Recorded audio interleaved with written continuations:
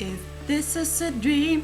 Also für mich ist das die Begründung, warum im Feng Shui es heißt, dass man mit den Füßen nicht Richtung Tür schlafen sollte, weil man gezogen, da konnte sich ganz lang dehnen und bin mit denen mal sozusagen auf Tour gegangen und habe mal geschaut, was ich denn so finde.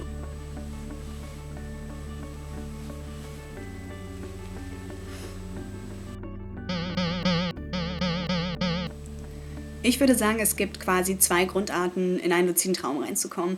Einmal den Wild Wake Initiated Lucid Dream, das heißt, dass man aus dem Wachbewusstsein in einen luziden Traum reinkommt, oder Dialed Dream Initiated Lucid Dream, das heißt, dass man im Traum bewusst wird, dass man luzid träumt, wahrscheinlich meistens durch einen Realitätstest zum Beispiel. Aber ich will mich heute auf Wilds konzentrieren, das heißt, wie man aus dem Wachzustand in einen luziden Traum reinkommt. Da man beim Wild vom Wachzustand in den Traum rübergleitet, ist es als erstes wichtig, seinen Körper zu entspannen. Das heißt, ihn am besten in eine Schlafstarre zu lenken. Dazu gibt es zum Beispiel progressive Muskelentspannung, das ist eine Art und Weise, den Körper zu entspannen. Eine andere Art und Weise, den Körper zu entspannen und gleichzeitig dabei den Geist auch wach zu halten, ist zum Beispiel die 61-Punkte-Entspannung. Die fängt mit Punkt 1 zwischen der Stirn, zwischen den Augenbrauen an, geht dann weiter mit Punkt 2 am Hals, dann die rechte Schulter ist Punkt 3, dann Punkt 4, Punkt 5, Punkt 6, Punkt 7, Punkt 8, Punkt 9, Punkt 10.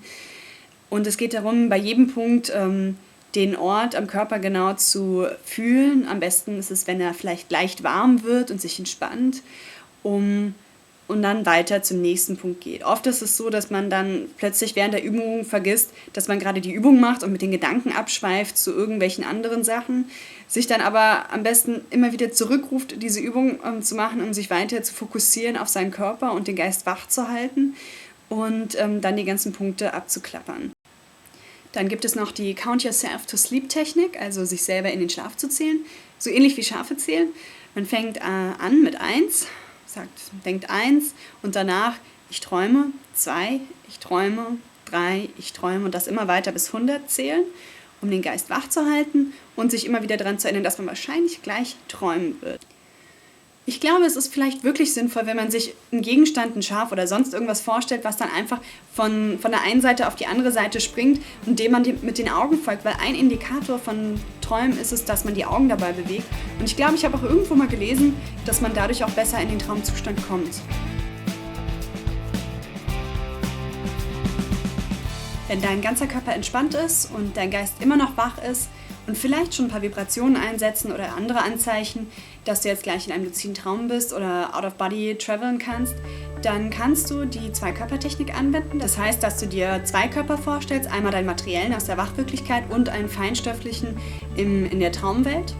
Und dann versuchst du mit dem Feinstofflichen aus deinem materiellen Körper herauszusteigen.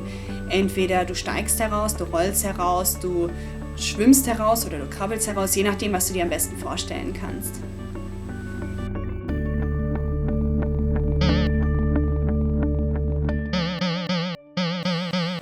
Wenn das mit dem Herausrollen aus dem Körper nicht ganz so gut klappt, kannst du dir vielleicht vorstellen, dass das Bett hin und her wankt oder das ganze Zimmer, wie auf einem Schiff, und du gar nicht anders kannst, als dass dein feinstofflicher Körper aus deinem materiellen Körper herausrollt.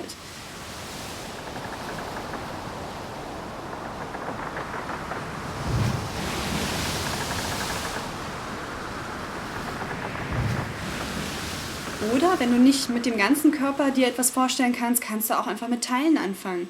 Entweder mit den Füßen und mit den Beinen, wie du dir vorstellst, dass du mit denen irgendwie wegläufst von deinem materiellen Körper. Oder dann gibt es noch die Einkörpertechnik. Ich finde, die hat sowas von Beamen, weil man sich dann einen Tag vorher oder mehreren Tagen in eine bestimmte Körperposition begibt und in dieser Körperposition einen Gegenstand anschaut und quasi den Gegenstand mit den Augen abfährt, wie er ganz genau aussieht, wie er geschaffen ist, was für Farben er hat. Dabei kann man immer die Augen auf und zu machen, um wieder zu kontrollieren, ob das innere Bild auch dem entspricht, wie es in Wirklichkeit aussieht. Und man kann auch seinen eigenen Körper abfahren, um zu fühlen, wie er sich anfühlt, um auch das sich mehr einzuprägen. Und dann kann man später im Bett, wenn man dann ganz normal liegt, die Körperposition sich in Erinnerung rufen und den Gegenstand, vielleicht beides gleichzeitig oder auch nur eins, man kann auch nur eins erst machen, um sich dann so zu diesem Ort ziehen zu lassen, wo der Gegenstand ist oder wo man die Körperposition ausgeführt hat und sich so aus dem Körper rauszieht, ohne es zu merken, also quasi so. gebeamt. Ich habe es dann manchmal auch so gemacht, als ich dann im Bett lag und mich entspannt habe, mir vorzustellen von außen, wie das aussieht, also so eine Art Sicht auf mich selber einzunehmen von außen und mir dann vorzustellen, wie ich dann mich aufrichte im Bett und mich aus meinem Bett hinaus bewege und zu einem anderen Ort im Raum laufe und mich dahin setze, um dann in diese Position reinzugehen, die ich da von außen sehe, wie ich da sitze, um dann von dieser Position aus den Raum zu sehen, um so mich aus meinem Körper zu entfernen. Dann gibt es eine Übung, um die Körperwahrnehmung zu trainieren. Die ist ganz einfach. Du stellst dich einfach irgendwo hin in deinen Raum und fängst an, indem du den rechten Arm zur Seite wegstreckst und ihn dann wieder loslässt. Dann die Augen schließt und die Bewegung des Ausstreckens des Arms nochmal innerlich wieder rekonstruierst. Und dann machst du das mit dem linken Arm. Auch ausstrecken, wieder loslassen, Augen schließen, wieder die Bewegung konstruieren. Dann kannst du auch mehr machen, zum Beispiel den ganzen Körper nach rechts oder den ganzen Körper nach links und das dann auch wieder im Geist rekonstruieren. Und wenn du das gut dir wieder vorstellen kannst, wie sich das anfühlt, kannst du das auch mit dem ganzen Körper machen. Und du kannst eigentlich das in allen Arten und Weisen trainieren. Du kannst auch Handstand so trainieren, je nachdem, wie du lustig bist und worauf du Bock hast.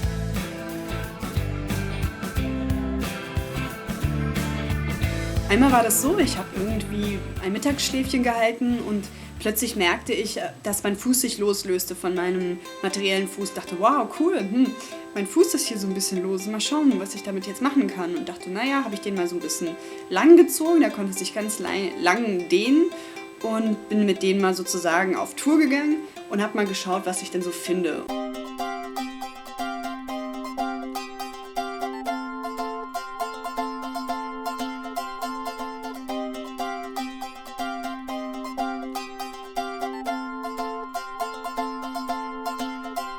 Und dann plötzlich war da so eine Fläche und ich dachte, wow, die hat sich so ein bisschen fest angefühlt. Dachte ich so, okay, das ist wahrscheinlich der Boden, weil ich habe ja nichts gesehen, also ich habe nur gefühlt. Dann dachte ich, cool, weil damals hatte ich bis dato mich noch nie von außen gesehen und wollte das unbedingt mal machen, weil ich so oft davon gelesen hatte aber auch so ein bisschen Angst davor, weil man ja immer in den Filmen die Leute von sich außen sieht, die dann gerade am Sterben sind. Da dachte ich so, das ist bestimmt unheimlich, sich von außen zu sehen. Aber ich wollte es unbedingt mal machen. Also habe ich dann auch meinen anderen Fuß, der war dann auch plötzlich lose, habe ich dann auch so ein bisschen lang gestreckt, habe ihn dann neben dem anderen Fuß positioniert und dachte, okay, jetzt richte ich mich mal auf, so schaffe ich es endlich mal aus meinem Bett. Habe mich dann so aufgerichtet, war immer noch aufgeregt, dachte so, jetzt wird's gleich spooky, ey. Und ja, dachte ich, okay, jetzt mache ich mal langsam, traue ich mich, meine Augen aufzumachen.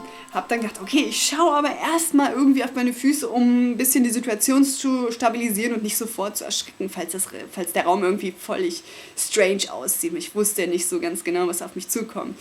Also habe ich dann einfach so meinen Kopf so nach runter gemacht und habe dann einfach ganz langsam so geblinzelt und habe angefangen, meine Füße anzugucken. Konnte sie so langsam erkennen und dann bin ich total erschrocken, weil ich habe nämlich mit den Füßen direkt an so einem Abgrund gestanden. Ich hatte Angst oder so, scheiße, wo bin ich denn hier gelandet? Ich stehe direkt an der Klippe, gleich stürze ich ab. Natürlich war ich total uncool und total unbesonnen und wollte sofort wieder zurück zu meinem Körper und habe irgendwie angefangen, wild rumzufuchteln und dachte so, ich will zurück zu meinem Körper, ich will zurück zu meinem Körper. Und war dann auch wieder schnell bei meinem Körper, habe dann immer noch rumgefuchtelt, war immer noch nicht ganz drin, habe dann so meine Arme gesehen. Dann war ich endlich wieder in meinem Körper, dachte so, alles gut gelaufen, ich lebe, ich atme, ich fühle meinen Körper, alles ist okay. Habe mich dann aber doch ein bisschen geärgert, dass ich so uncool geblieben bin, weil ich dachte, jetzt habe ich diese Chance verpasst, mich von außen zu sehen. Habe dann an die Decke geguckt und drüber nachgedacht, wie ich das nächste Mal ein bisschen cooler bleibe. Und dann habe ich gesehen, dass ich von meinem Bett aus halt direkt auf die Tür gucke, weil meine Füße, also mein Bett stand damals so, dass ich mit den Füßen so zur Tür war. Und dann habe ich die Klippe dann erkannt, weil das war eigentlich der Türrahmen.